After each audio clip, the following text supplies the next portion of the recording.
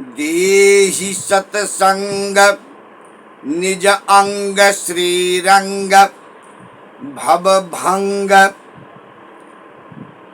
कारण शोकहारी। देहि सतसंग निज अंग श्रीरंग कारण भवभंग शोकहारी। प्रेम से बोली श्री गोस्वामी तुलसीदास जी महाराज की जय।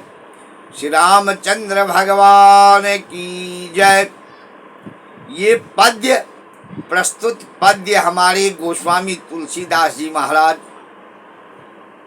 भगवान राम से प्रार्थना कर रहे हैं। अपने आराध्य देव प्रभु श्री राम से प्रार्थना कर रहे हैं। विनय पत्रिका में कहते हैं, देहि सतसंग निज अंग श्रीरंग भवभंग कारण शोकहारी। भगवान से मांग रहे हैं, प्रार्थना कर रहे हैं। देहि सत्संग, सत्संग है क्या?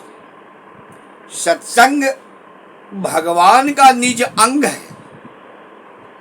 हम और आप जो कोई सत्संग करते हैं, संत पुरुषों का संग करते हैं, उनसे जो सुनते हैं या किसी को सुनाते हैं, वहाँ प्रभु श्री हरि स्वयं उपस्थित हो जाते हैं। तो कहते हैं विनय पत्रिका में, देहि सत्संग निज अंग।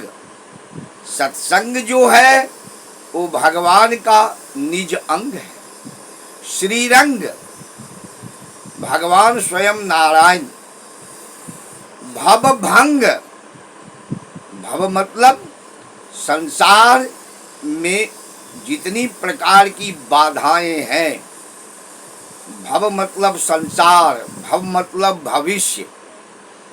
तो ये भवभंग कारण शोकहारी। जितने हमारे इस संसार में शोक है, दुख है, आपत्ति है, विपत्ति है, अनेक प्रकार की विघ्न बाधाएं हैं, तो कहते हैं कारण शोकहारी। उस शोक का हरण हो जाता है। श्री प्रभु श्री हरि की, भगवान रघुनाथ जी की चर्चा करने से, ये हमारे गोस्वामी जी महाराज विनय पत्रिका में भगवान से प्रार्थना करते, ये प्रार्थना है। विनय पत्रिका में प्रार्थना करते हैं, पद्य कहते हैं, देहि सत्संग। हे भगवान, हे प्रभु, हमें सत्संग दीजिए। निज अंग, आप अपने अंग शरण का दर्शन हमें दीजिए। निज अंग, अपने अंग आप अपने अंग में शरण में हमें लीजिए।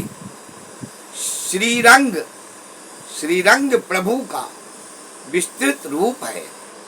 लक्ष्मी के साथ जो अंग, श्री मतलब लक्ष्मी, लक्ष्मी के साथ, इधर भगवान नारायण लक्ष्मी के साथ, इधर रघुनाथ जी माता सीता के साथ। तो हमारे गोस्वामी जी पद्य कहते हैं, देहि सत्संग निज अंग श्रीरंग भवभंग।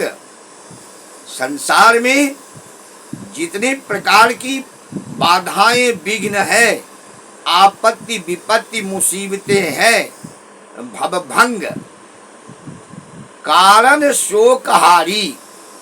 कारण, कारण जितने उत्पत्ति कारण होते हैं, हर विषय का एक न एक कारण होता है। सुख का भी कारण, दुख का भी कारण, रोग व्याधि का कारण, आपत्ति मुसीबत का कारण, सब कारण होता है। कारण शोकहारी।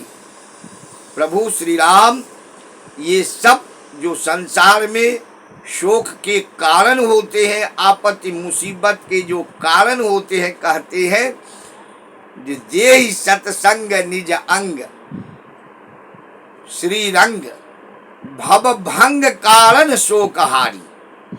गोस्वामी जी ये पद के माध्यम से प्रार्थना कर रहे हैं।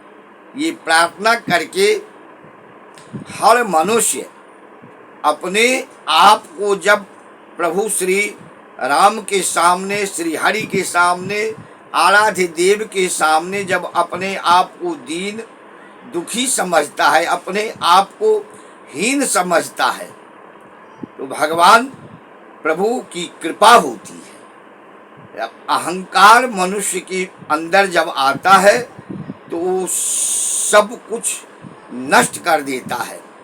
उनकी सारी भक्ति, सारी शक्ति, सब कुछ नष्ट हो जाता है, कुछ उसका काम नहीं करता है। भगवान सदैव अहंकार का ही भोजन करते हैं।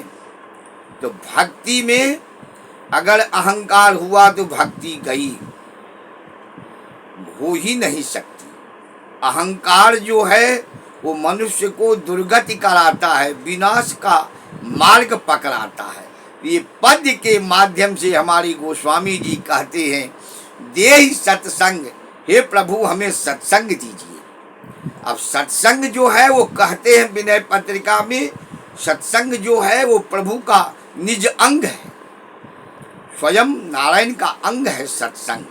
तो निज अंग श्रीरंग, श्रीरंग से प्रार्थना करते हैं। भवभंग, संसार के जो जितने आपद मुसीबत दुख आपदा है वो सभी संसार की आपद मुसीबत को दूर करें।